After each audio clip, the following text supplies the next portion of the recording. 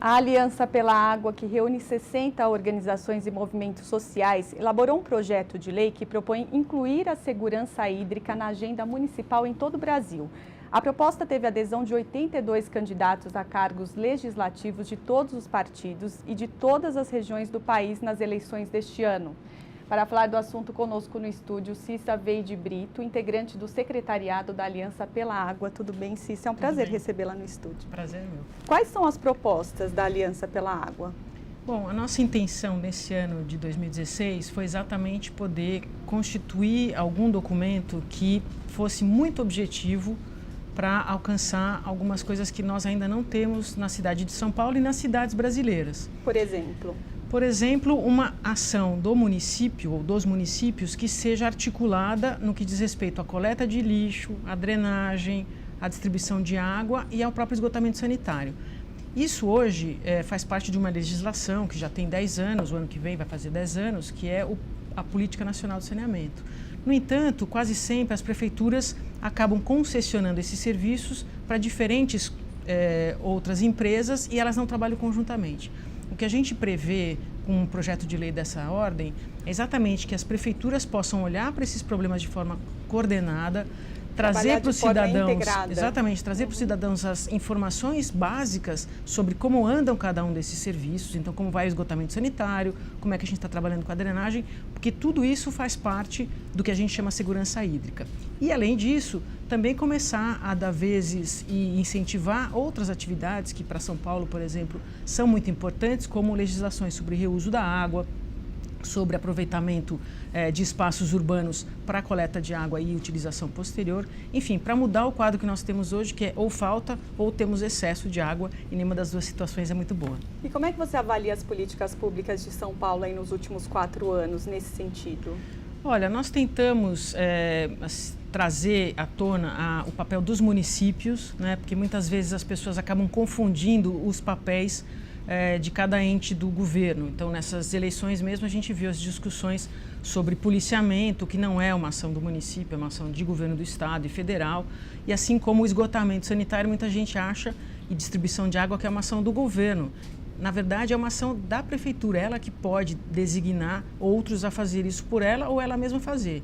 Então, o que é importante e o que a gente está tentando chamar a atenção das pessoas é mostrar que os municípios têm um papel super relevante, os vereadores, portanto, também têm um papel relevante, e na cidade de São Paulo nós já fizemos muitas coisas. Inclusive, nós temos, diferente de outras cidades, um plano de saneamento. Só que esse plano de saneamento já venceu, ele precisa ser atualizado a cada 5 anos, a data de vencimento dele já foi 2014, nós não vimos uma ação na busca desse plano ser atualizado, mesmo com a crise que aconteceu.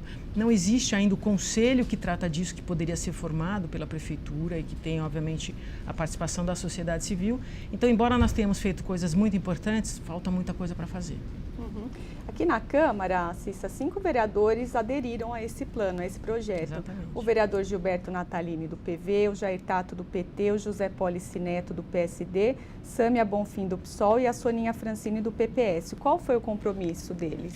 Então, todos esses candidatos, como os que você mencionou, que aderiram ao PL, assim como os outros 81, aproximadamente 80, que também aderiram fora do município de São Paulo, a proposta para eles é o seguinte: pegar essa proposta que nós entregamos pronta e levar à Câmara, levar ao trâmite que faça possível que essa proposta vire uma lei. É claro que cada vereador tem a sua base eleitoral, tem os seus procedimentos próprios, alguns consultam a base, outros consultam outros vereadores, enfim. Isso para nós é indiferente. O que importa é que um projeto com esse foco de segurança hídrica vá ao plenário da Câmara e possa virar uma lei, que aí sim faz com que todo prefeito, a partir de então, e mesmo os vereadores, acabem cumprindo os ditames que estão dentro dessa proposta. Cissa, a Aliança pela Água teme uma nova estiagem? Como Olha, a gente eu acho que vivenciou nos últimos anos? todos nós deveríamos temer uma nova estiagem. E aí, o que poderia ser feito a curto prazo? Então, a curto prazo, acho que o mais importante é a gente fazer uma leitura das lições aprendidas com a estiagem passada, né? Coisa que nós não fizemos exatamente. A Aliança até traduziu um documento da Austrália, que sofreu como nós uma seca muito severa por 10 anos, e depois da seca eles olharam para trás e falaram: oh, isso aqui deu certo, isso aqui não deu certo, E acho que é o que nós devíamos fazer um estudo das nossas próprias consciências e das políticas de governo e ver o que funciona e o que não funciona.